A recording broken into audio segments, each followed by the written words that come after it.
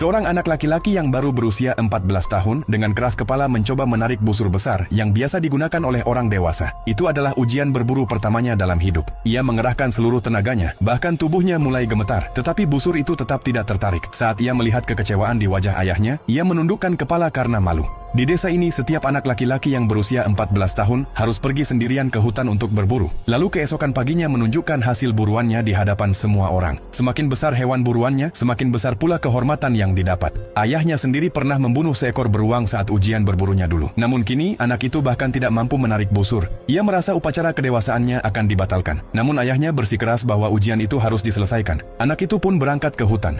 Namun sepanjang perjalanan, ia tidak melihat satupun binatang. Ketika hampir menyerah karena kelelahan, ia melihat benda aneh seperti piring terbang. Saat ia mendekat, pintunya tiba-tiba terbuka. Karena takut, ia langsung bersembunyi. Tetapi kemudian keluarlah seorang manusia. Setelah didekati dan ditanyai, anak itu mengetahui bahwa orang tersebut adalah Presiden Amerika Serikat. Presiden sedang melakukan perjalanan dengan Air Force One ketika diserang oleh teroris. Kepala keamanan segera memasukkannya ke dalam kapsul penyelamat, yang akhirnya jatuh di hutan ini. Presiden mengira anak itu akan membantunya keluar dari sana. Tetapi anak itu dengan tegas menolak. Baginya, yang terpenting adalah menyelesaikan uji berburu. Presiden terkejut, namun karena tidak ada pilihan lain, ia pun ikut bersama anak itu. Menjelang pagi, mereka tiba di tempat yang telah dipilih oleh ayah anak itu sebagai lokasi berburu. Namun tidak ada rusa atau binatang lain, hanya ada sebuah freezer putih. Ketika anak itu mendekat, ia menemukan kepala rusa segar di dalamnya. Ternyata ayahnya khawatir anaknya tidak akan berhasil memburu apapun dan akan dipermalukan di hadapan semua orang. Maka ia menyembunyikan hasil buruannya di sana sebelumnya. Sementara itu, Presiden menemukan sesosok mayat di tanah, salah satu pengawalnya. Setelah diperiksa, ia sadar bahwa parasutnya telah sengaja dirusak. Saat itu jelas, tidak akan ada yang datang untuk menyelamatkannya. Semua pengawalnya telah terbunuh.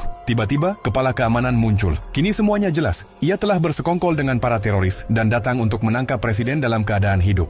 Anak itu segera berdiri dengan busurnya siap. Presiden juga mengambil senjata. Namun si pengkhianat malah berjalan mendekat dengan tenang dan merebut senjata Presiden. Ia bahkan mengejek, "Lain kali kalau ingin berfoto dengan seseorang, gunakan ponsel yang ini." Setelah pelurunya habis, ia memukul Presiden hingga terjatuh. Anak itu tampak melarikan diri karena ketakutan. Begitulah yang dikira semua orang. Tetapi sebenarnya ia bersembunyi di balik batu besar di dekat situ. Beberapa saat kemudian sebuah helikopter datang. Pemimpin teroris turun dari sana. Rencana mereka adalah memasukkan Presiden ke dalam freezer dan membawanya pergi, lalu memeras pemerintah Amerika. Anak itu mendengar semuanya dan akhirnya menyadari bahwa Presiden bukanlah orang biasa. Saat itu juga, ia melihat foto ayahnya yang sedang memegang beruang hasil buruan. Ia berpikir, jika ingin melampaui ayahnya, inilah saat terbaiknya. Ia melempar kepala rusa itu dan mulai menunggu. Saat freezer berisi Presiden melewati tempatnya, ia melompat ke atasnya. Presiden terkesima melihat keberaniannya. Namun anak itu berkata, "Tidak ada yang lebih besar dari penguasa hutan. Dan Anda adalah penguasa hutan itu. Saya ingin membawa Anda kepada ayah saya."